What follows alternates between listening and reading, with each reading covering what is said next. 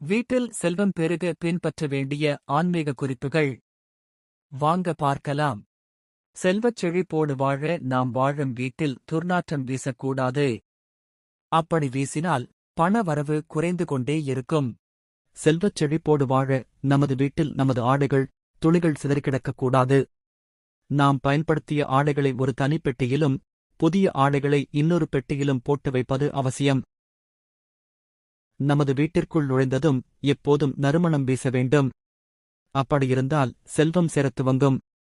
எங்கோ போக வேண்டிய பணம் நமது வீட்டை நோக்கி வரும். அதே சமயம் அனாவசியமான செலவுகளும் குறையும்.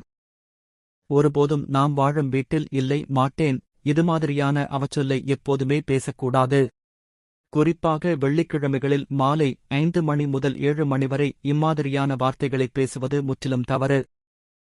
வெள்ளிக்கிழமைகளில் மாலை 5 மணிக்குள் நமது வீட்டை பெருக்கி சுத்தம் செய்து அலசிவிட்டுவிட வேண்டும். அலசிய பின்னர் நமது வீட்டுப் பூஜையறையில் நெய்யில் தாமரை நூலில் தீபம் ஏற்றிட வேண்டும். அதன் பிறகு 100 கிராம் உப்பு வாங்கி வருவது செல்வ வளத்தை நமது வீட்டிற்கு விரைவாக கொண்டு வரும். ஒருபோதும் இருட்டிய பின்னர் தயிர் சேர்த்த உணவுகளை சாப்பிடக்கூடாது. அப்படி சாப்பிட்டால் எவ்வளவு பெரிய கோடீஸ்வரனாக இருந்தாலும் அவன் வறுமைக்குள் விழுந்து விடுவான். ஒவ்வொரு பௌர்ணமி அன்று மாலை குளித்து சத்ய நாராயணரை துளசி, செண்பக மலர் இவைகளால் அர்ச்சித்து பால், பாயசம், கல்கண்டு, கனி வகைகளை வைத்து வணங்கிய பின்னரே இரவு உணவு உண்ண வேண்டும். வைரம், வெள்ளி பாத்திரங்கள் லக்ஷ்மி கடாட்சம் உள்ளவர்களுக்கே கிடைக்கும்.